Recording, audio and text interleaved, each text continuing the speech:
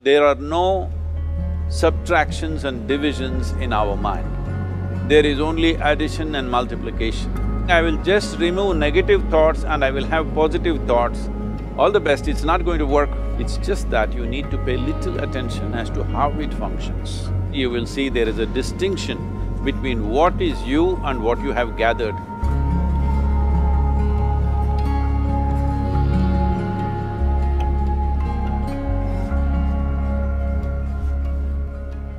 Well, see the way the question is asked and also the way normally it's addressed is, people think there is something called as negative thought and positive thought.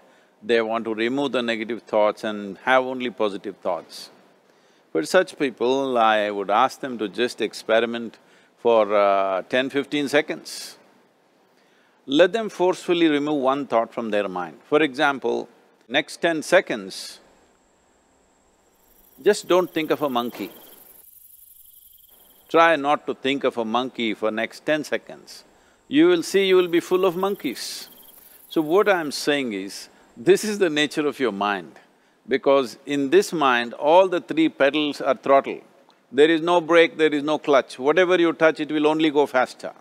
In this kind of mind, people have been taught from moral teachers and religious teachers, do not think about bad things. Well, since then it's been a full-time job.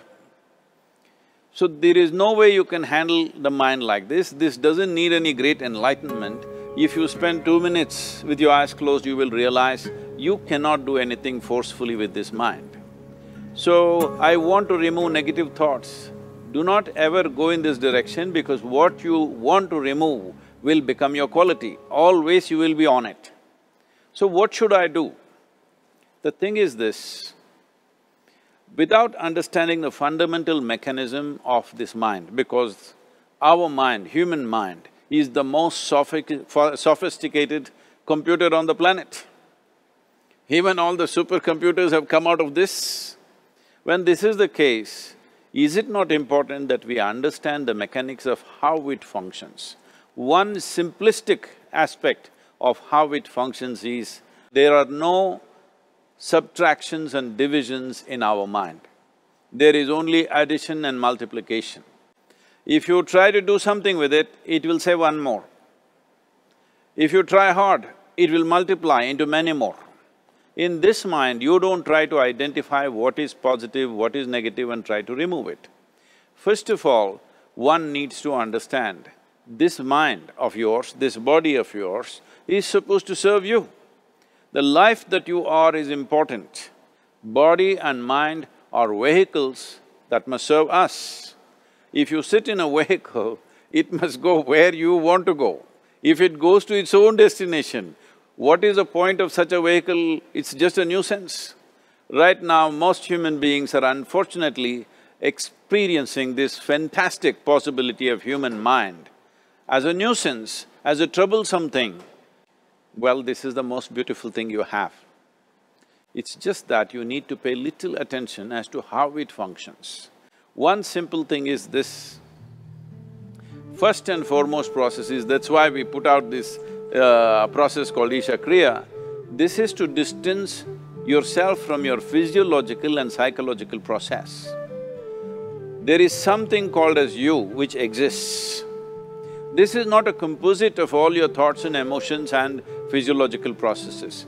Beyond that, there is you. If you close your eyes, even if you cannot see anything, you're still there.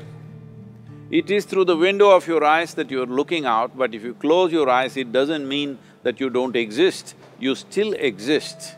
So beyond your thought, you still exist, beyond your emotion, you still exist. So that you, the life that you are, this has to come into your experience. Why is it that you're not allowing that to come into your experience, which is the most significant aspect of who you are? Who you are right now, the most significant aspect is, you and me are alive right now, this is it. What I'm thinking, what you're thinking is not the important thing. We are alive right now, that is the important thing. So, it is important that you focus on this fundamental sense of aliveness within you, and then you will see there is a natural distance between you and your thought process. Once there is a distance between your psychological process and your physiological process, this is the end of suffering. Because there are only two kinds of suffering that human beings go through, physical suffering and mental suffering. Once you create a little space between you and your mind, between you and your body, this is the end of suffering.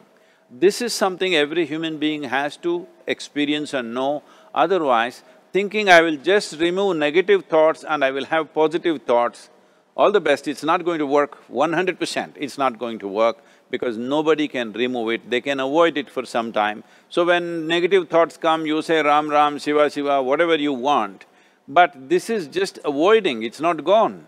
The moment you stop that, it will pop back with great force, otherwise it'll come back in your dreams.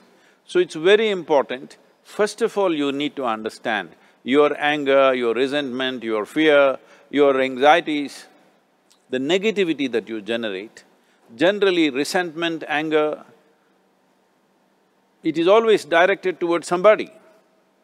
But we need to understand this is poisons that we are drinking and expecting somebody else to die. Fortunately, life doesn't work like that. If I drink poison, I die. If I drink poison, you don't die. So, we need to understand this. When I say poison, today you can have yourself chemically analyzed. Right now, what is your blood work, what it says? 5 minutes of intense anger, check your blood work and see, there will be lots of negative elements in it, literally you're poisoning yourself. So, do you want to poison yourself? Definitely not. Now the very question is coming from certain helplessness, what shall I do? Don't do anything, just sit back and just concern yourself with something which is a life process. Maybe your heartbeat, maybe your breath, maybe just a sensation of being alive.